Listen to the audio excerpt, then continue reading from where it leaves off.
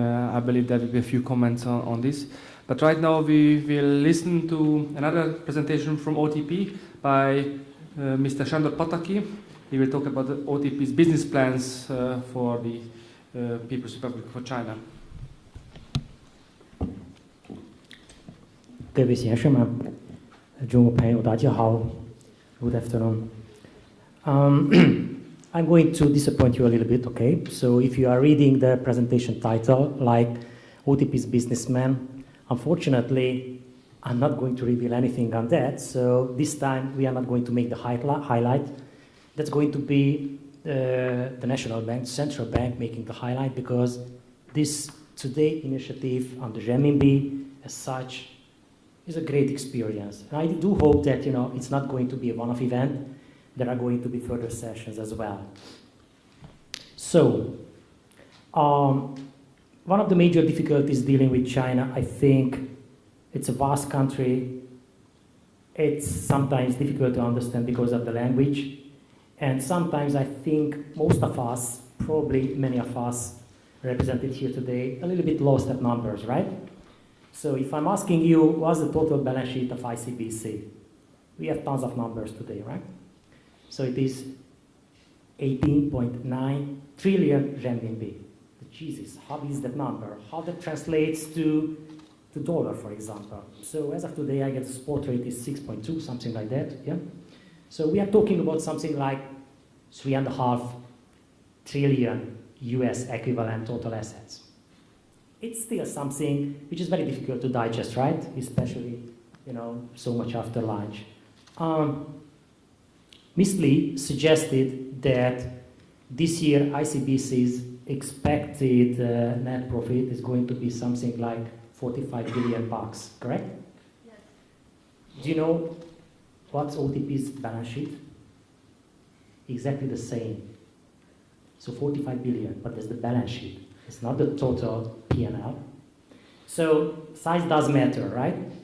Another issue which probably most of you could feel after those kind of series of discussions that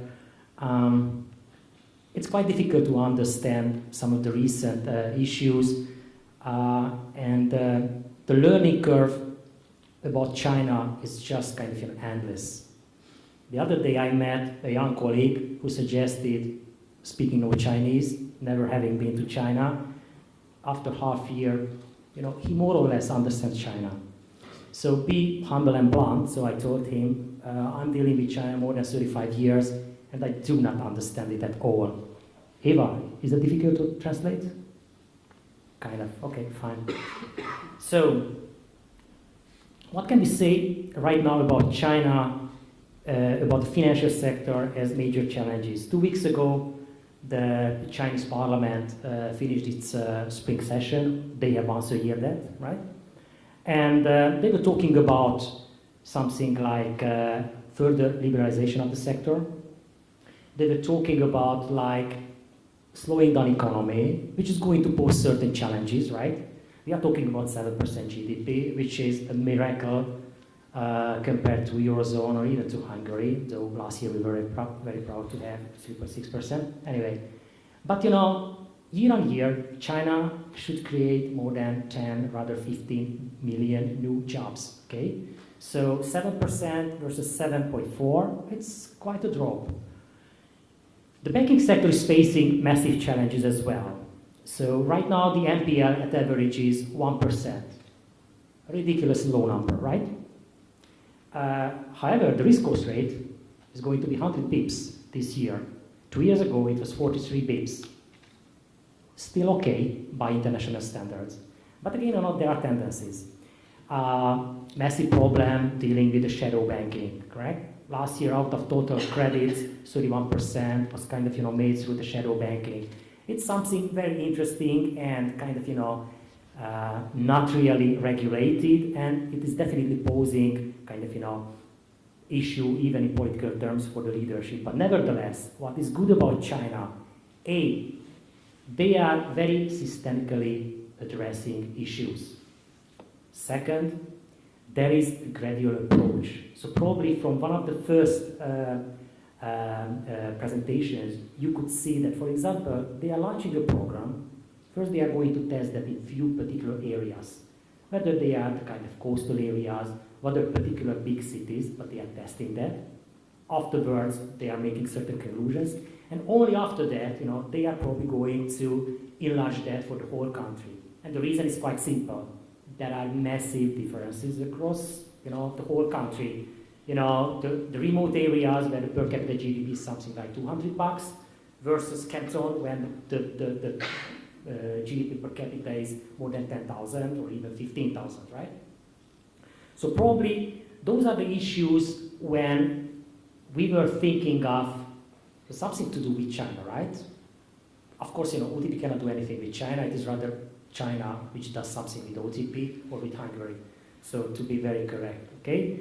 So 3 years ago, we set up a working group within the bank that's practically looking at two particular markets, Vietnam and China.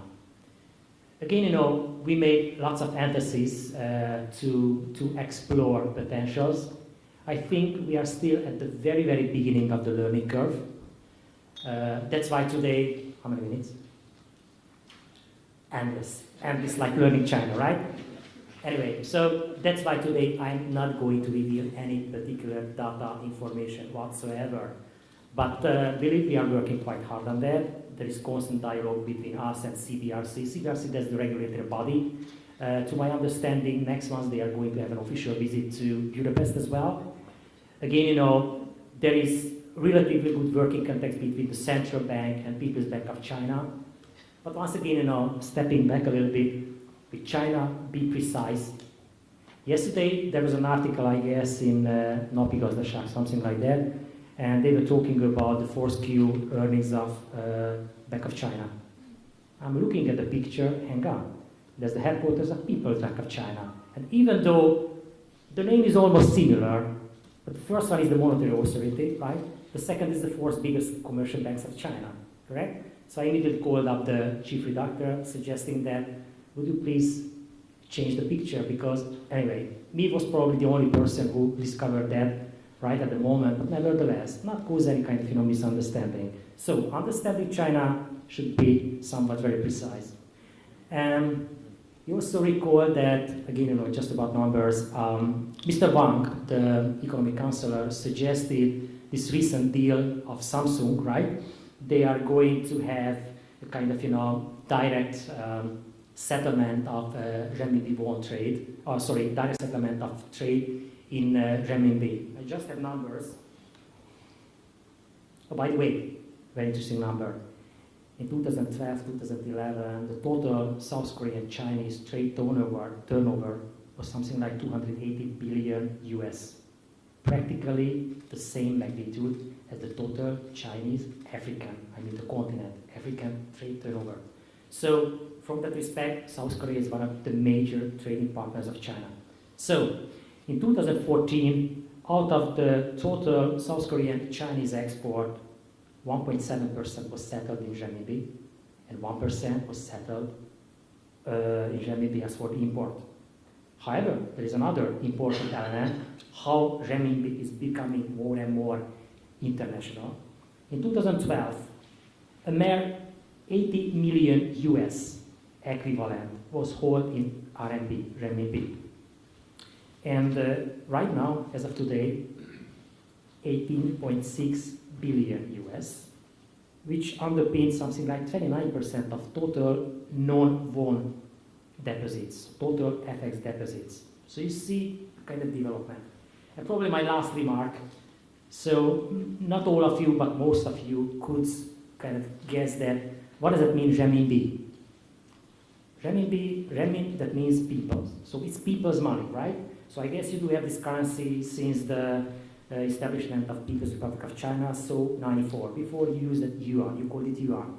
I remember when I was working in China in the 80s, early 90s, there was a dual currency regime, renminbi on one hand, yeah, and they also had FEC, foreign exchange certificate, but Chinese called funny money, right? So practically it was not available for average Chinese, it was available only for for foreigners, right? At that time, zero bank, only the central bank. If you needed cash in renminbi, in FEC, you had to go to the People's Bank of China building at the Tiananmen Square. You remember that? A small building, right? No, massive, just measuring. But again, 19,000 branches for ICBC, correct? And you mentioned that how many private clients you do have, retail clients? 449 million. 1.3 trillion, the total population of China, correct? So practically you are covering 1/3, 1/4 of that. OTP in Hungary has got 3.5 million clients out of 10 million. So we are kind of proxy. So forget the absolute numbers.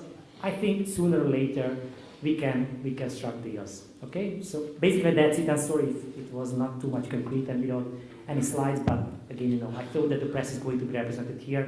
So good luck for the rest of the day. Thanks.